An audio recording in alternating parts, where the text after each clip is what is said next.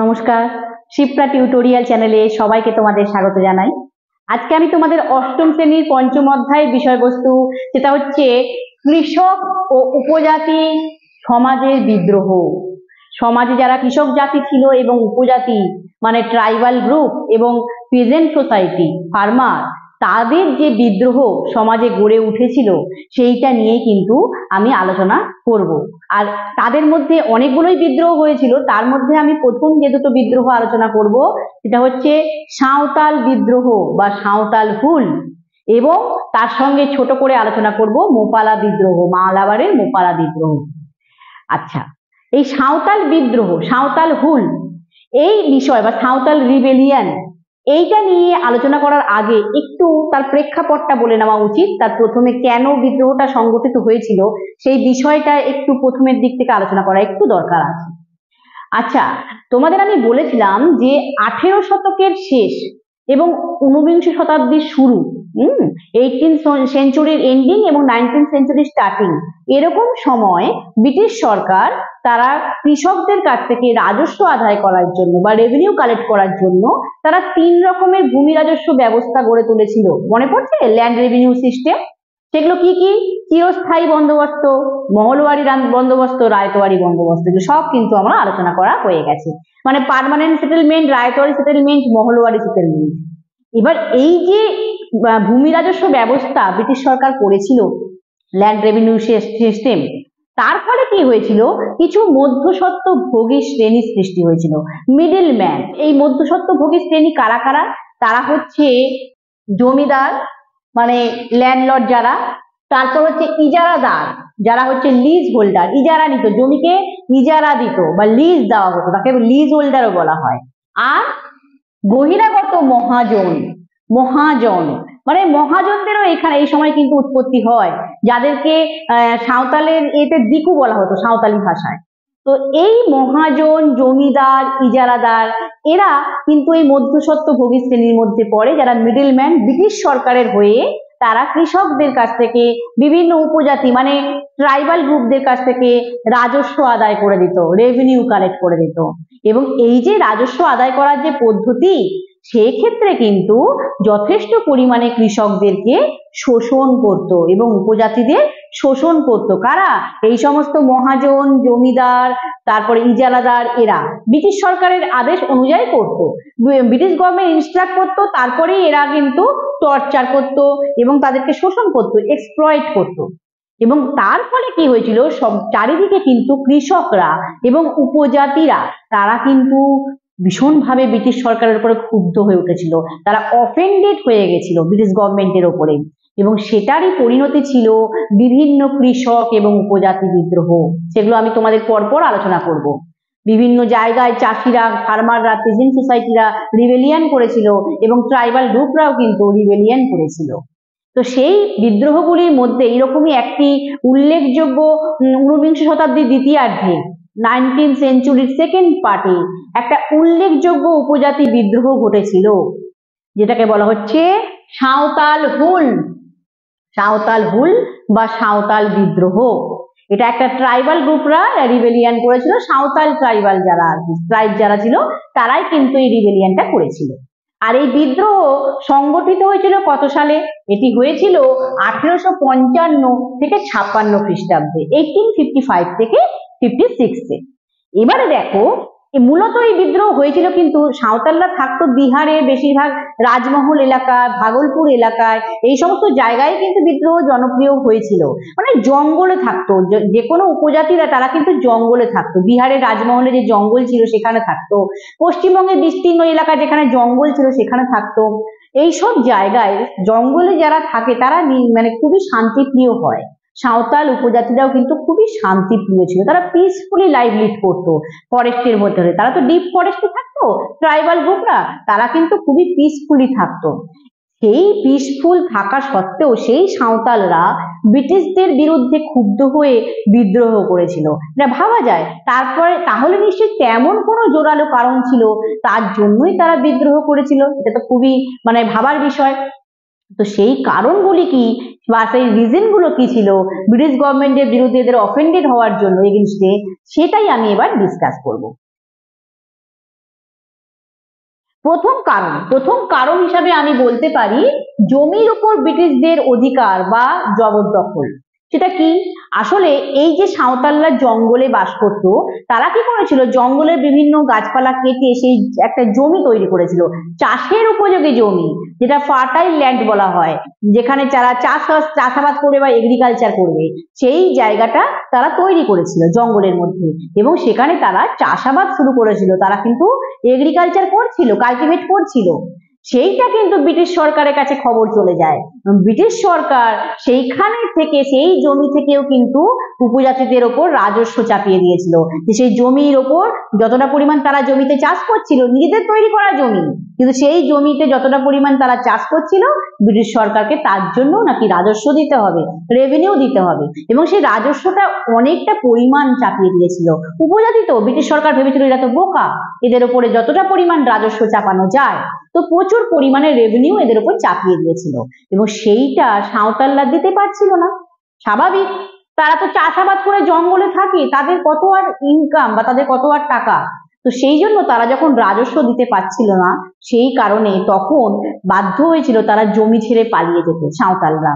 তখন ব্রিটিশ সরকার সেই সুযোগে তাদের জমিগুলো সব জবরদখল করে নিয়েছিল বা ক্যাপচার করে নিয়েছিল, সাঁওতালদের যে ল্যান্ড ছিল। এটা একটা প্রথম কারণ ছিল। তারপরে দেখো, ব্রিটিশ সরকার শুধু এই জমির উপরই রাজস্ব চাপায়নি, তাদের উপর আরো অনেক নানা রকম কর চাপিয়েছিল। তার ফলে সাঁওতালরা কিন্তু সর্বশান্ত হয়ে গেছিল, মানে এই সাঁওতাল যে ট্রাইব, তাদেরকে ডেস্টিটিউট করে দিয়েছিল। কিভাবে? যেহেতু একে তো রাজস্বের চাপ, জমির উপর রাজস্ব, তার উপরে আলাদা বিভিন্নভাবে অন্য অনেক রকম অতিরিক্ত কর, এক্সট্রা রেভিনিউ ব্রিটিশ সরকার তাদের উপর চাপিয়েছিল।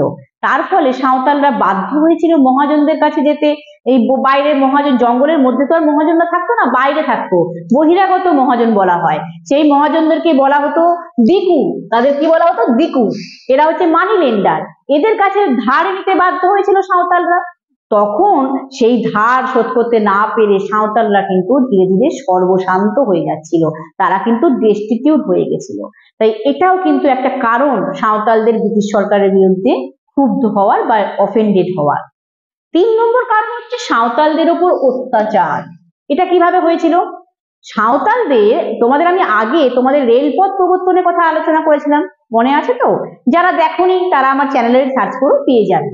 তো রেলপথ যখন ভারতবর্ষে প্রবর্তিত হয়, তার কুফল বলার সময় বা তার যে ব্যাড এফেক্ট কি হয়েছিল, সেটা যখন আলোচনা করেছিলাম, তখন আমি বলেছিলাম যে এই রেলপথ তৈরি করার জন্য প্রচুর গাছ কাটা হয়েছিল। গাছ না কাটলে ওই রেলের স্লিপার তৈরি হবে না। তো সেই গাছ কাটার ফলে, জঙ্গল থেকেই তো গাছ কাটা হয়েছিল, তাই জঙ্গল কিন্তু পুরোপুরি নষ্ট হয়ে যাচ্ছিল, ফরেস্ট কিন্তু পুরোপুরি নষ্ট হয়ে যাচ্ছিল।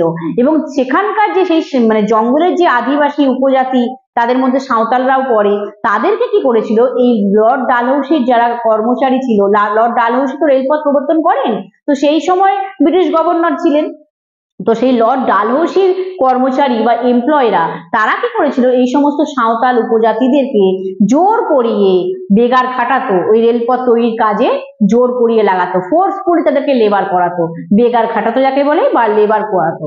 এবং যারা রাজি হতো না, যে সমস্ত সাঁওতালরা রাজি হতো না, তাদের উপরে প্রচন্ড পরিমাণে অকথ্য অত্যাচার, নির্মম অত্যাচার করতো, প্রচুর পরিমাণে টর্চার করতো। এই সব টর্চার, এই যে শোষণ একদিকে তাদেরকে সর্বশান্ত করে দিয়েছিল, ডেস্টিটিউট করে দিয়েছিল, তার সঙ্গে সঙ্গে আরেকটা বিষয় হয়েছিল, এদের সংস্কৃতি, যেটা জঙ্গলের যে একটা সংস্কৃতি, হ্যাঁ, একটা কালচার, ফরেস্ট কালচার, সেইটাও কিন্তু বিপন্ন হয়ে গেছিল, এন্ডেঞ্জারড হয়ে গেছিল। এটাও কিন্তু একটা বড় কারণ। এবং তাদের এই সমস্ত কারণের জন্য কিন্তু সাঁওতালদের জীবন প্রচন্ড পরিমাণে দুর্বিষহ হয়ে গেছিল, খুবই খারাপ জীবন হয়ে গেছিল। এবং এই ভয়াবহ জীবন থেকে এবং এই শোষণ থেকে, মানে টেরিবল লাইফ এবং এই এক্সপ্লয়টেশন, এগুলো থেকে তারা মুক্ত হওয়ার জন্য বা ফ্রি হওয়ার জন্যই কিন্তু তারা ব্রিটিশ সরকারের বিরুদ্ধে বিদ্রোহ ঘোষণা করেছিল, তারা রিবেলিয়ান করেছিল, যেটাকেই বলা হচ্ছে সাঁওতাল হুল বা সাঁওতাল রিবেলিয়ান। এবং এই বিদ্রোহে নেতৃত্ব কারা দিয়েছিল? এই বিদ্রোহের নেতৃত্ব দিয়েছিল সিধু, কানহু, ভৈরব, চাঁদ। এরা কিন্তু সাঁওতালদেরকে উজ্জীবিত করেছিল, সাঁওতালদেরকে ইন্সপায়ার করেছিল যে তোমরা এইভাবে মুখ বুজে সব সহ্য করো না, আমাদেরকে ব্রিটিশ সরকারের বিরুদ্ধে লড়াই করে আমাদের অধিকার কেড়ে নিতে হবে। ব্রিটিশ সরকার না হলে আমাদের একে একে পুরো সবাইকে শেষ করে দেবে। এই ব্যাপারগুলো ওদের মধ্যে বুঝিয়েছিল সাঁওতালদের, তারা নেতৃত্ব দিয়েছিল। এবং মূলত বিশেষ করে যেহেতু বিহারের রাজমহল, ভাগলপুর এইসব জায়গায় সাঁওতালরা বেশি থাকতো, তাই এদের মধ্যে কিন্তু প্রথমে বিদ্রোহটা জনপ্রিয় হয়েছিল বা রিবেলিয়নটা পপুলার হয়েছিল এইসব এরিয়াতে। এবার প্রথমে তারা কি করেছিল?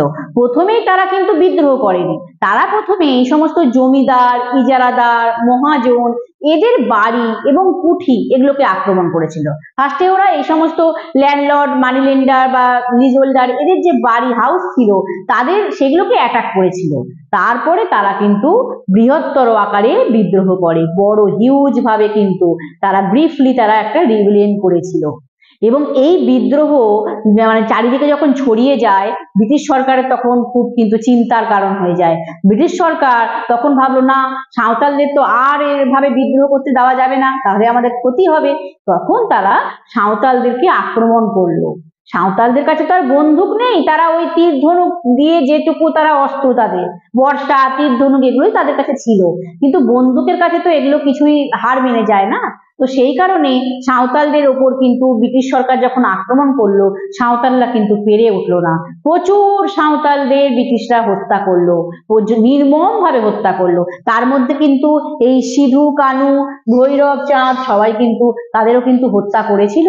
তাদেরকে আমরা কিন্তু মনে রাখি এই কারণে, তারাও শহীদ হয়েছিল, তাদেরকেও কিন্তু ব্রিটিশ সরকার মেরে দিয়েছিল, হাজার হাজার সাঁওতালকে মেরেছিল। এবং এই যে এত বিদ্রোহটা এভাবে তারা ব্রিটিশ সরকার শেষ করে দিতে পেরেছিল ঠিকই, কিন্তু বিদ্রোহটা কিন্তু পুরোপুরি ব্যর্থ হয়নি, এই রিবেলিয়নটা কিন্তু ফেলিওর হয়নি। এটার দ্বারা কিন্তু সাঁওতালরা এই যে প্রতিবাদ করেছিল, এই যে প্রোটেস্ট করেছিল, তার ফলে কিন্তু ব্রিটিশ সরকার একটা বিষয় খুবই তারা সচেতন হয়েছিল, কনসাস হয়েছিল, সেটা হচ্ছে সাঁওতালদের সুরক্ষা এবং সাঁওতালদের স্বার্থ, উপজাতিদের স্বার্থ এবং সুরক্ষা। মানে tribal group, Santhal tribal group, এদের ইন্টারেস্ট, তাদের স্বার্থ, তারা কিসে ভালো থাকবে সেই ইন্টারেস্ট এবং সুরক্ষা, তাদেরকে প্রোটেকশন দিতে হবে। সেই দুটো বিষয় কিন্তু ব্রিটিশ গভর্নমেন্টকে ভাবিয়েছিল, তারা সচেতন হয়েছিল।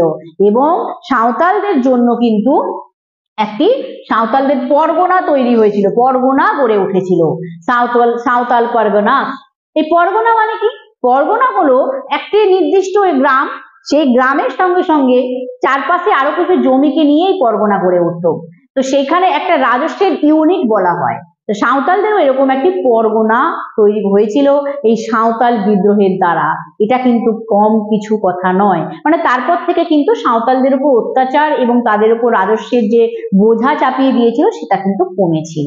তাই ভারতের ইতিহাসে কিন্তু এই সাঁওতাল বিদ্রোহ বা সাঁওতাল হুল এটা কিন্তু যথেষ্ট গুরুত্বপূর্ণ একটা ঘটনা। আর এই সাঁওতাল বিদ্রোহ যখন চারিদিকে ছড়িয়ে পড়েছিল, সেই সময় শহরে কিছু বুদ্ধিজীবী, শিক্ষিত মানুষ, যারা এডুকেটেড পার্সন ছিল, তারা এর নিন্দা করেছিল যে কেন করছে, ব্রিটিশ সরকার ঠিকই করছে, এদেরকে অত্যাচার করছে, এদেরকে মেরে দিচ্ছে, সাঁওতাল বিদ্রোহ, সাঁওতালরা ভুল কাজ করছে, এই ধরনের কথাবার্তা কিন্তু শিক্ষিত সম্প্রদায় বলছিল। চারিদিকে বিভিন্ন সংবাদপত্রেও কিন্তু এর নিন্দা প্রকাশ হচ্ছিল আর কি। কিন্তু একমাত্র সংবাদপত্র, যে সংবাদপত্র ব্রিটিশ সরকারের বিরুদ্ধে গেছিল, তারা কিন্তু মানে এই সাঁওতাল উপজাতির বিদ্রোহটাকে সমর্থন করেছিল, এই ট্রাইবাল গ্রুপের এই রিবেলিয়নটাকে সাপোর্ট করেছিল। কোন সংবাদপত্র? সেটি হলো হিন্দু পেট্রিয়ট সংবাদপত্র। তখনকার সময় একটি মাত্র সংবাদপত্র, হিন্দু পেট্রিয়ট, যার সম্পাদনা কে করেছিলেন? হরিশচন্দ্র মুখোপাধ্যায়। তিনি একজন বাঙালি, তিনি সম্পাদনা করেছিলেন। একমাত্র হরিশচন্দ্র মুখোপাধ্যায় তিনি কিন্তু এই সংবাদপত্রের মাধ্যমে তিনি বলেছিলেন যে সাঁওতালদের উপর ব্রিটিশরা অন্যায় করছে, তাদের উপর অত্যাচার করে অন্যায় করছে, তাই ব্রিটিশ সরকারের শাস্তি পাওয়া উচিত। সাঁওতালরা একটা শান্তিপ্রিয় উপজাতি, তারা কেন বিদ্রোহ করবে যদি ব্রিটিশ সরকার তাদের উপরে জোর করিয়ে অত্যাচার না করে? এমনি এমনি তো বিদ্রোহ করবে না। এই কথা কিন্তু হরিশচন্দ্র মুখোপাধ্যায় তার সংবাদপত্রের মাধ্যমে বলেছিলেন, যে সংবাদপত্র কিন্তু তখনকার সময় যথেষ্ট জনপ্রিয়তা পেয়েছিল, পপুলারিটি পেয়েছিল। তাহলে এই হলো সাঁওতাল বিদ্রোহ, সেই সম্পর্কে তোমাদের আমি ভালো করে আলোচনা করলাম। এছাড়াও দক্ষিণ ভারতের মালাবার অঞ্চল, সেই অঞ্চলেও কিন্তু একটা কৃষক বিদ্রোহ হয়েছিল। সেই বিদ্রোহটি হলো মোপালা বিদ্রোহ, যে বিদ্রোহকে বলা হয় কি মোপালা বিদ্রোহ। এই বিদ্রোহ মূলত কারা করেছিল? মূলত কৃষি শ্রমিক, ছোট ছোট ব্যবসায়ী, যারা স্মল বিজনেসম্যান, আর যারা ফার্মার যারা ছিল পেজেন্ট সোসাইটি, এবং জেলে, জেলে বলতে তোমরা জানো ফিশারম্যান, জেলে মানে যারা মাছ ধরে, এরা সবাই মিলে কিন্তু এই মোপালা বিদ্রোহ করেছিল। কেন?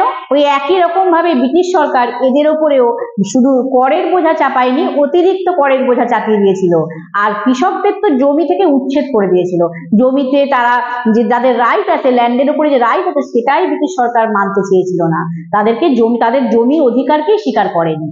এই ব্যাপারগুলো কিন্তু এই সমস্ত কৃষি শ্রমিক, জেলে, ছোট ছোট ব্যবসায়ীদের কিভাবে করেছিল?